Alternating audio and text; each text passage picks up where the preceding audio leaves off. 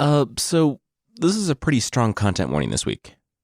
Though the episode is full of talking animals, you probably shouldn't let young children listen to it.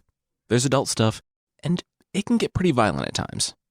Check out the post on mythpodcast.com for more info. This week, on Myths and Legends, it's the story of the shenanigans of Reynard the Fox. But shenanigans is probably too late of a word for actions that result in way too much death and disfigurement. Seriously, it's like rated R Redwall. The creature this week is your disappointed ghost dad, who's just going to keep hassling you about being lazy well beyond the grave.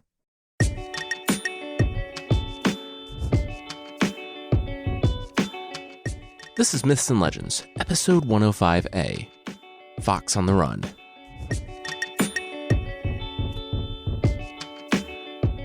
This is a podcast where I tell stories from mythology and folklore. Some are incredibly popular stories you think you know, but with surprising origins. Others are stories that might be new to you, but are definitely worth a listen. Hey podcast fans, Spotify is making it easy for you to stream this podcast, and others like it, on your mobile device, desktop app, and smart speaker. Open the app on your mobile device or desktop, click on the Browse channel, and then click Podcasts. You can stay thoroughly entertained during your commute to work, drive home, and downtime, now thanks to Spotify. As we talked about, today's story is about talking animals from medieval Dutch, English, French, and German folklore.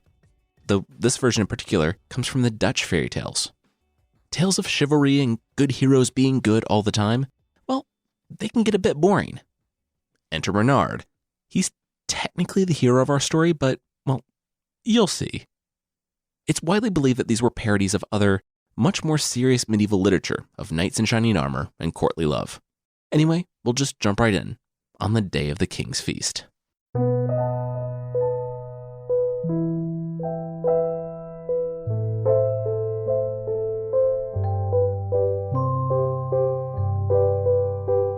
It was the Feast of Pentecost in the animal kingdom, and the lion, who was a king, though not in the way that violated any trademarks on that name, wanted all the animals to come forth and enjoy the bounty of his kingdom at a feast. Maybe he wanted to make sure everyone was in attendance.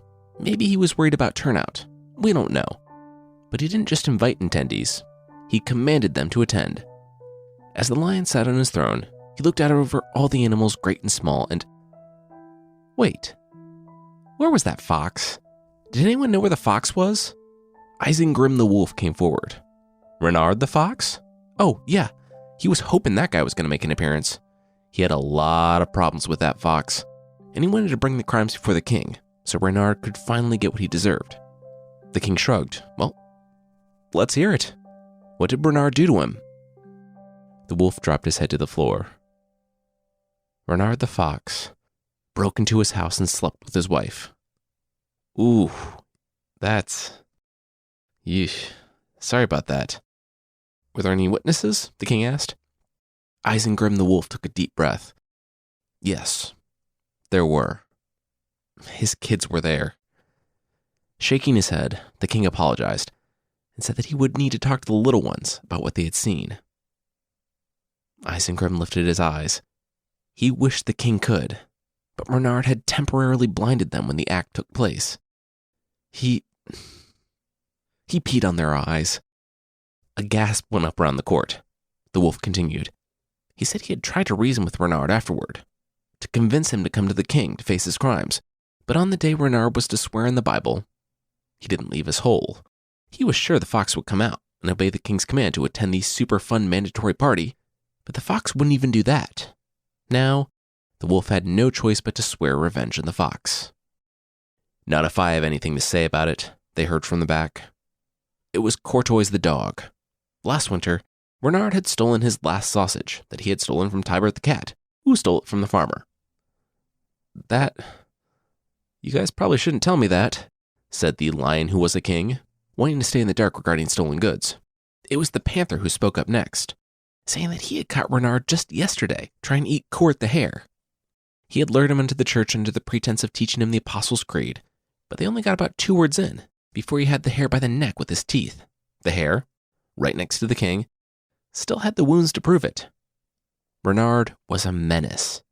Justice had to be done, or the king himself would be to blame. They only wanted to live in peace.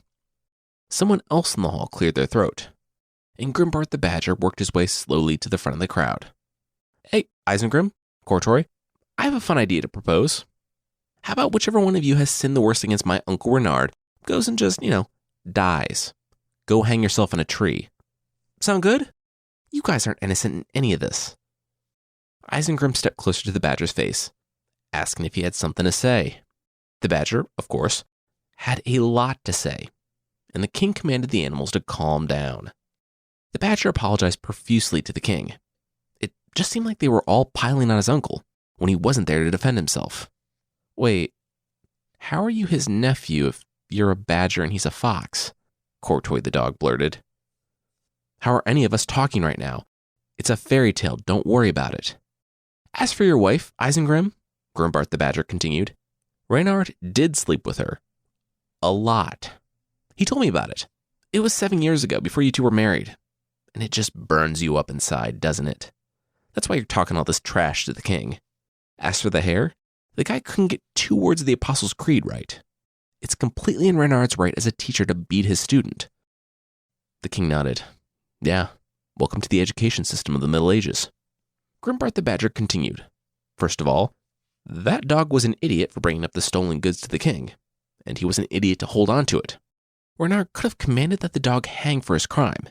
Instead, Reynard simply brought justice to the thief, and he kept it quiet, so the king's reputation wouldn't be harmed in any of it.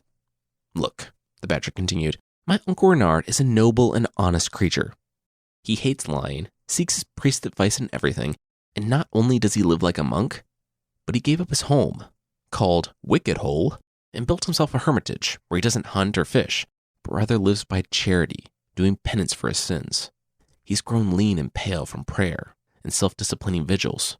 Peace with animals and peace with God is all that fox desires. Grimbart the badger looked from face to face in the crowd with smug reassurance. He knew he landed that last line as soon as it left his mouth. He wouldn't be surprised if he got a standing ovation. But the crowd wasn't looking at him. They were looking at the door to the castle. There, standing in the entryway, was a rooster carrying a dead hen. Reynard had bitten its head off, and he came to the king with evidence, so none could argue against it.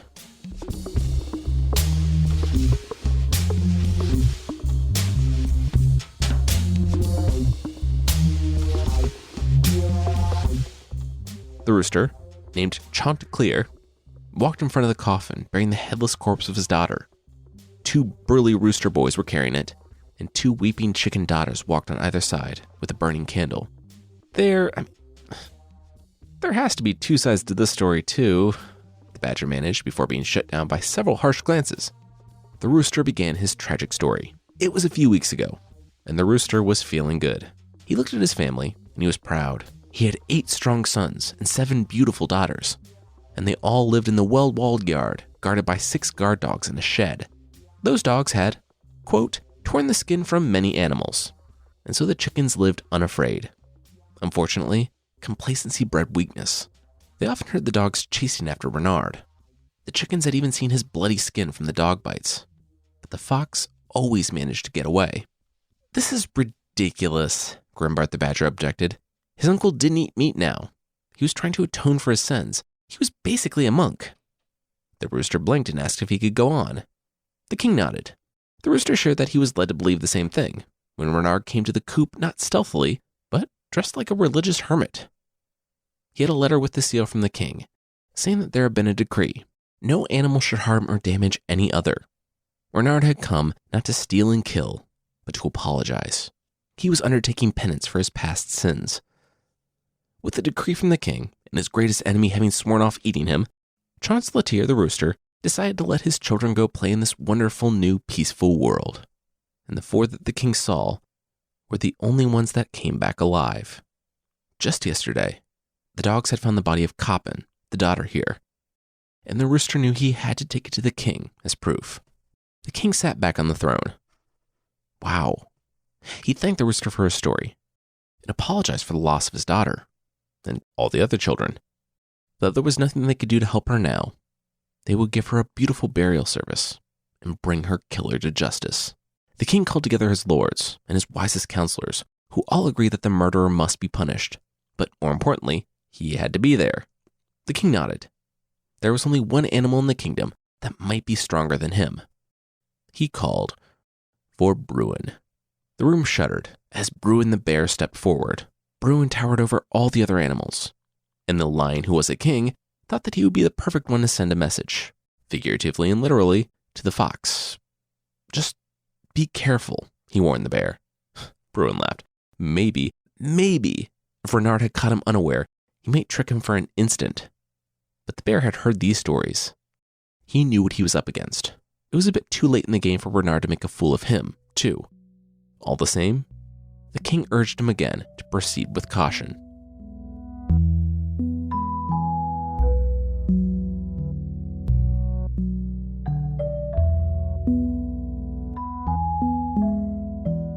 Hey, Bruin! How's it going? Sorry to take so long.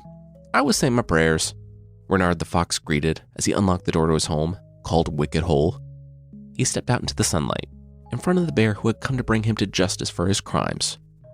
The fox smiled. He was actually just about to leave. Well, that's not true. He was going to leave, but then he stuffed himself with this terrible, terrible food. It was the only thing he could find. It was new to him, and he ate way too much of it, so he wasn't in any shape to start a walking trip today. Bruin, curious, asked Reynard what he had been eating. Oh, this weird, sticky stuff. Honey, I think it was called. Wait, where'd you get honey? Bruin asked. Reynard had his full attention. Wait, do bears like honey? Reynard asked innocently. Yes. Where did you get it? Reynard replied that, oh, well, in that case he would tell the bear. But the bear had to promise to help him when he came to the court of the lion who was a king.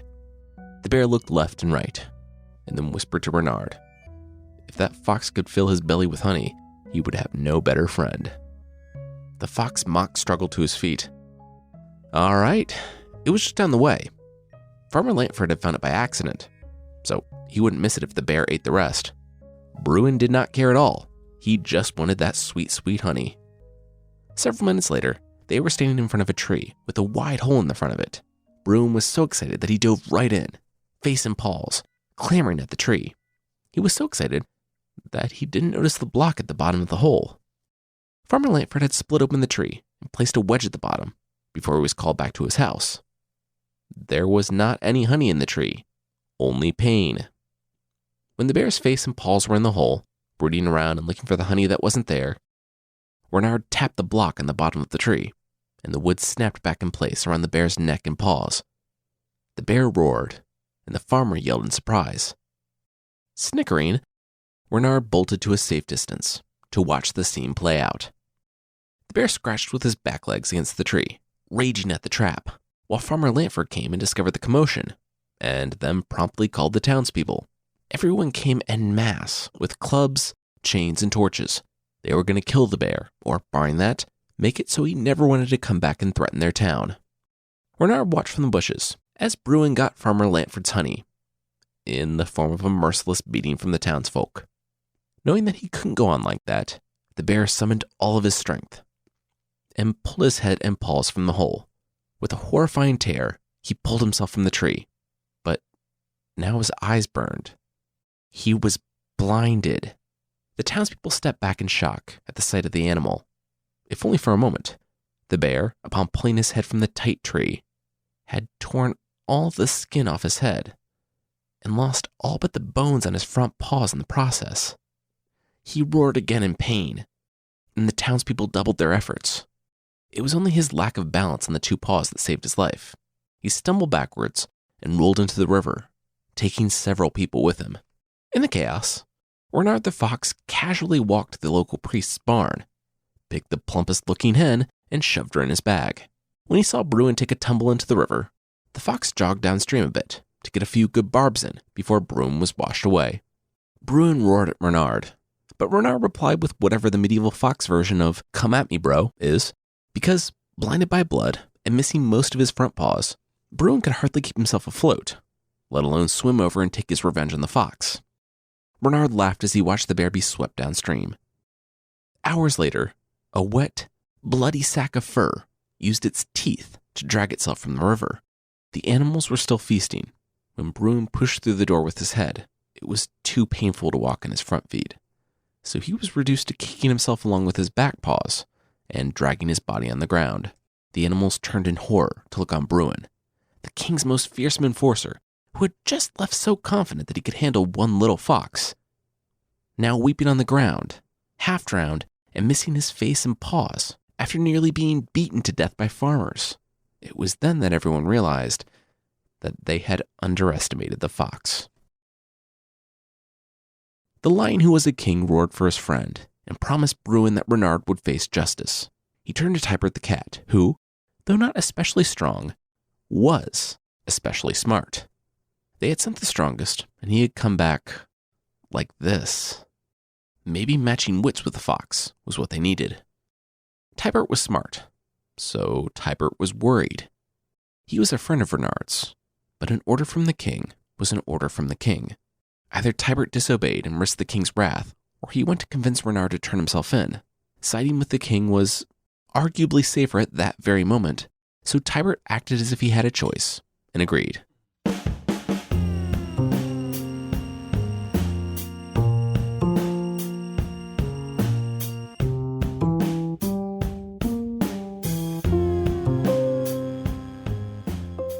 We'll see how that was a horrible, horrible decision, but that will be right after this.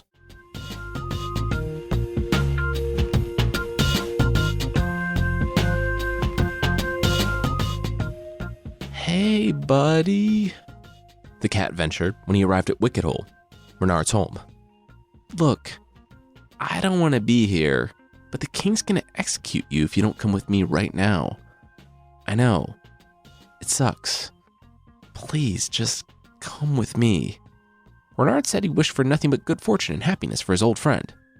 Look, yes, I get it. You're already thinking of how you can shame and incapacitate me. Please, just come with me, Tybert pleaded.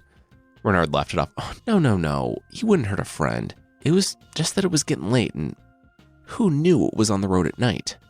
No, they should wait until morning. Until then, the cat could stay in Wicket Hole with him. He had some honeycomb. Would Tybert like some sweet, totally legal honey? The cat shook his head. Nah, he was really more into mice. He knew it was kind of a cliche, but you couldn't get enough of them. Reynard shook his head. If only he had known. He would have given the cat a whole cart of mice. The cat cocked his head. A whole cart, you say?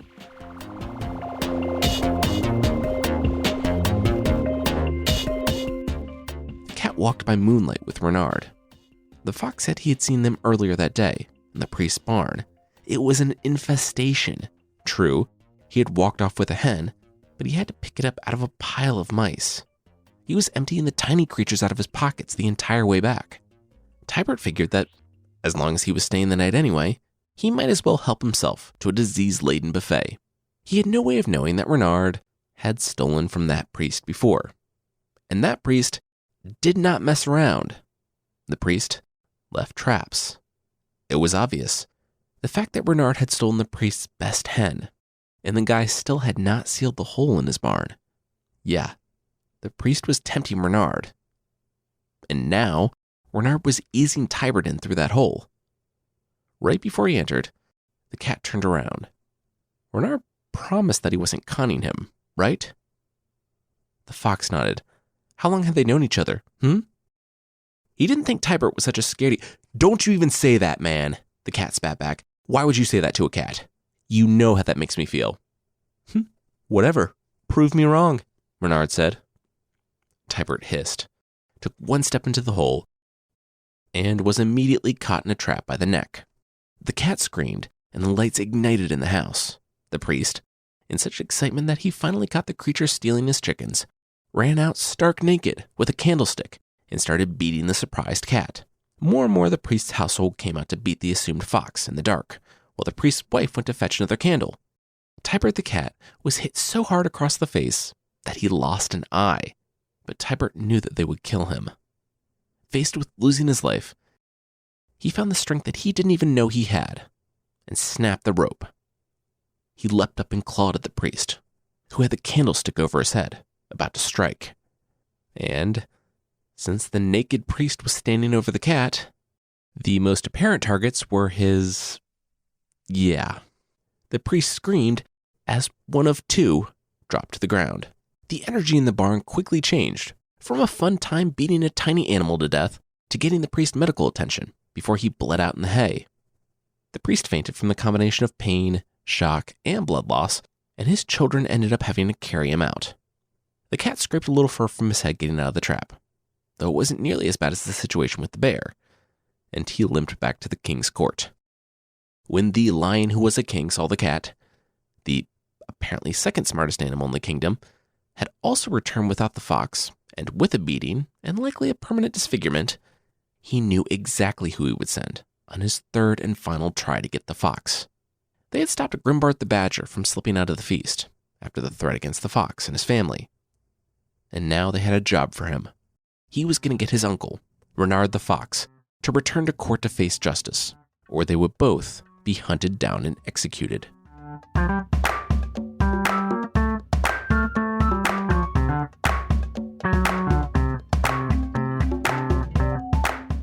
Grimbart knocked on Reynard's door.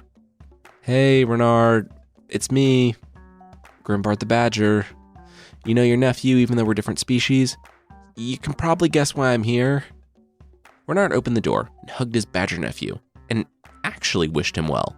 The honest type of well-wishing, not the type you say to someone before you're about to trick them into getting beaten by a naked priest. Grimbart came in and said hello to Dame Ehrman, Reynard's wife, and his little pups, and said that Reynard probably already guessed the situation, but Grimbart would lay it out anyway. The king, to put it lightly, was incensed and wanted a reason to summarily execute Reynard and his family. And unless Reynard could talk a lion charging him full speed into not mauling him, that's exactly what would happen. They would besiege Wicked Hole. Awesome name, by the way. And Reynard, his wife, and his children would all be executed.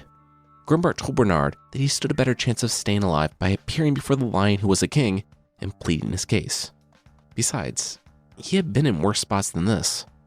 Reynard looked at his wife, his cubs, and his badger nephew. He knew it was the smart move. He agreed.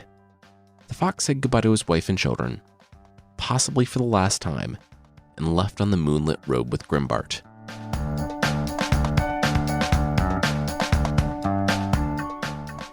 "You can't con an honest man, or bear, or cat," the fox said the next morning in the assembly before the king. What fault of Reynard's was it that Bruin the bear wanted honey that wasn't his to want? Or that the cat was sneaking into a place where he shouldn't have been? He was beaten by a priest, not by a fox. Reynard couldn't have forced either of them to do anything they didn't want to do. One was too big, and the other was too smart. It was all in the king's paws, of course, and he could do as he wished, regardless of justice. He was strong and Reynard was weak. It wouldn't take much to kill him. "You finished?" the king asked Reynard. The fox nodded and looked to the floor. The king announced that the fox was still under arrest, if not for tricking the bear and the cat, for the multitude of other crimes that had led to the two coming to arrest him in the first place. Pretty much the whole room accused him of crimes, one of which would lead to his execution. No, Reynard wasn't walking out of this one. The fox was put in cuffs, and a parliament convened to judge his crimes. It didn't take long, and the decision was unanimous. Reynard would be put to death. It didn't matter that he had an answer for everything. He had been a blight on this kingdom for too long, and no matter the defense, the judges' minds were made up before he had even set foot in the courtroom. The gallows were constructed, and he was set to be hanged the next morning. But, for some, that wasn't good enough. Those that guarded Reynard were Tybert the cat, Bruin the bear, and Isengrim the wolf, the three that had, arguably, been harmed the most by Reynard. The cat glared at the fox with his one eye and said that it was a pity that they wouldn't get to do it themselves. He looked at Isengrim. After the number of times Reynard had him beaten, and after getting two of Isengrim's own brothers executed, a story that's alluded to but not elaborated on in the text, Isengrim now had to keep the fox safe until morning. The cat spat on the ground. The king asked too much. "Then do it," Reynard said, sullen and staring at the ground. The three animals looked to him in surprise. "Yeah, do it," the fox continued. If they wanted the pleasure of killing him, then they should do it. He didn't want to wait until morning anyway. He said he knew the cat had a rope from when he escaped the priest's trap. Isengrim could tie a knot, and the bear was strong enough to pull the rope with his back paws. They could do it tonight. Isengrim was hesitant, but Reynard looked at him. His wife remembered the good times, the really, really good times that they had over and over again. She would want Isengrim to show mercy to the fox she had loved. Isengrim growled, "Okay, this guy's gotta die." As they took Reynard to the tree to hang him, he waited for just the right moment and screamed. He screamed that these 3 animals were committing treason. They were trying to kill him before he could speak his piece. Someone needed to wake the king. The king and queen heard Reynard from the castle and looked out a window to see the fox being dragged to the gallows by his guards. The king roared out a command for them to stop and wait until he got there, and the 3 guards had no choice but to obey. Reynard stood, once again, before the king, but now he was in tears. Now he was contrite. He told the king that he had a story to tell, a story that he could have only told if he was sure of his death, for fear of what they would have done. One of treasure, a massive treasure that he lost, but he lost it because the king was going to be killed, and he had to stop it. That got the king's attention. He commanded the fox to stop babbling and come to his quarters. Through tears, Reynard asked that Grimbart come as a witness.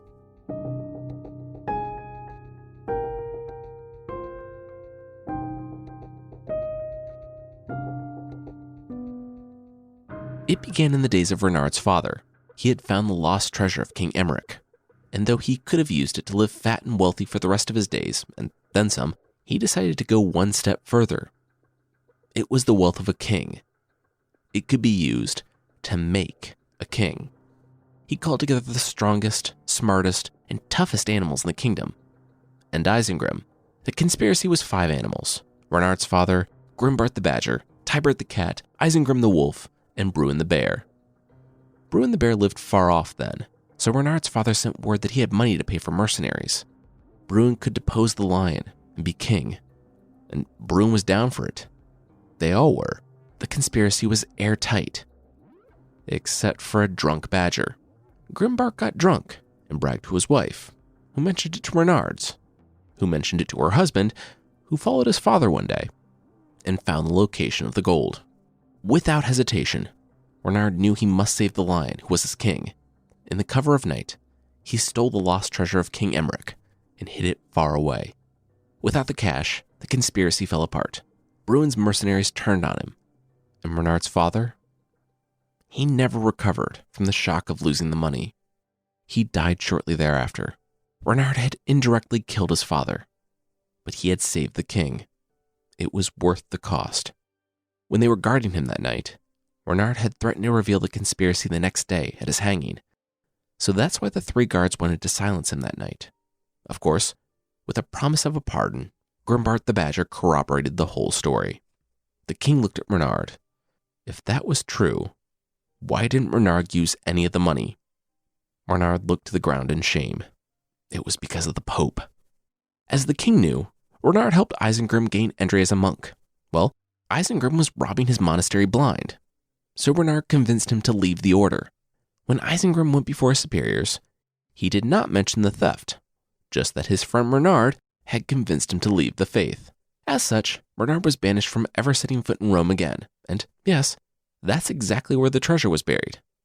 He would love to accompany the king, but he couldn't set foot in Rome, not until he made amends for his sins.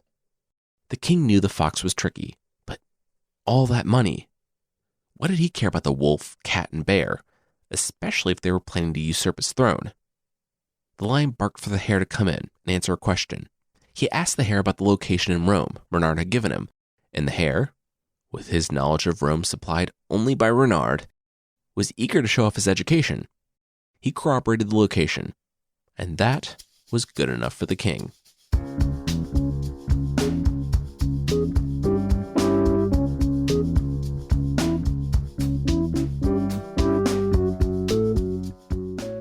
The sun was rising as the king and queen exited the castle. Reynard rubbed his wrists. He was free. The king announced that Reynard had earned his freedom, and an unconditional pardon for past crimes. His life of crime was over, too, and he was going to leave that morning to earn back the favor of the Pope. He was to be considered a squire and a respected animal in the lion's kingdom.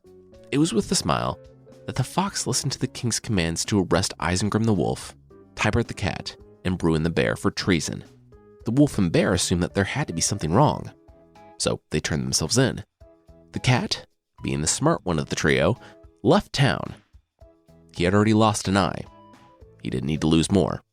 Isengrim and Bruin spat curses at the fox, and the king, angry that it went against what he just said about respecting the fox, ordered that they be bound. He turned to Reynard. For the fox's troubles and his loyalty, the king allowed him to come up with their punishment. Reynard thought for a moment. Seeing as how he was going on a holy pilgrimage, he would need a bag. And what was stronger than bear fur? It shouldn't take more than a square foot of skin off his back. Oh, and he would need a pair of new shoes. Wolf shoes didn't look too bad. And so it was later on that week. Donning wolf shoes and a pack made of bearskin, Reynard stood, while Bellin the ram performed a mass in his honor. The whole town, except for Bruin the bear and Isengrim the wolf, who were still bound in the dungeon, came out to see Reynard off. And even though he begged to be allowed to go alone, Bellin the ram and Court the hare insisted on escorting him out of the king's domain to help him see his plan through. He thanked them, and the trio walked up to Wicket Hole, where Reynard asked for a moment to tell his wife where he was going. The pair agreed. Reynard turned and then paused. Actually, would Court the hare mind coming with him? He might be able to help soften the blow with his wife. Wicket Hole was a hole full of misdirections and different dead ends and traps. If you didn't know the way, or have someone to guide you, it was easy to get lost, or worse. Fortunately, Court had a guide, and it wasn't long before he saw the glow of Reynard's hearth illuminating the tunnels. Reynard came in, and his wife flew to him, embracing him with tears and joy. She was so happy he was alive. Then, she and the children looked to the hare. "Who's that?" they asked. "Oh, him?" Reynard replied with a smile. "That's dinner. Dig in, kids." Court shrieked, but only for a moment. The hungry pups began to feast, and Reynard turned again to his wife. He would tell her all about what happened, but for now, they had to go.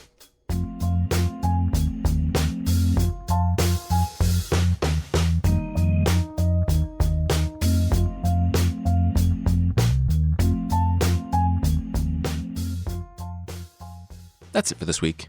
Next week, we're wrapping up these stories of Reynard, and we'll see why he decided to throw his hard-earned goodwill away, and what he's going to do when the king not only discovers he's not on his way to make amends with the Pope, but that there's no lost treasure. Okay, real quickly, if you're not listening to our other show, Fictional, there are almost 20 episodes waiting for you on that feed.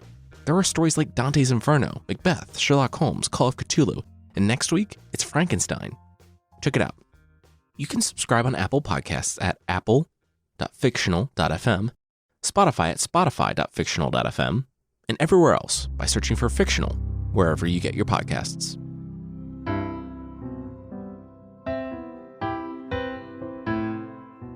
The creature this week is the Dorotabo from Japanese folklore.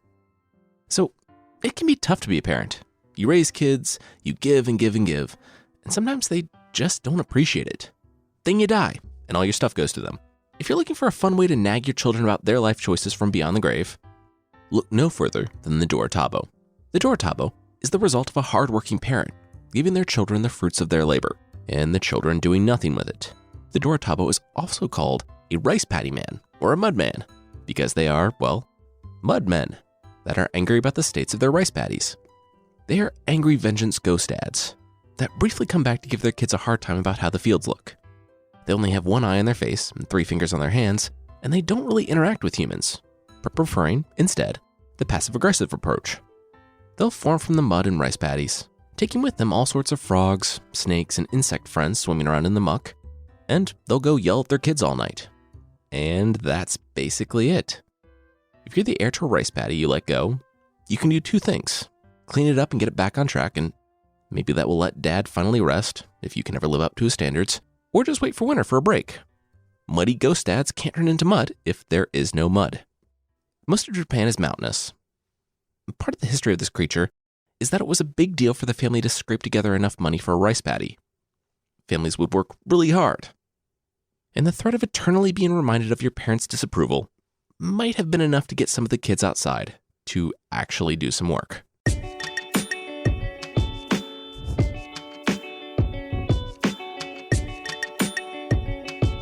That's it for this week. The theme song is by the band Broke for Free, and the Creature of the Week music is by Steve Combs.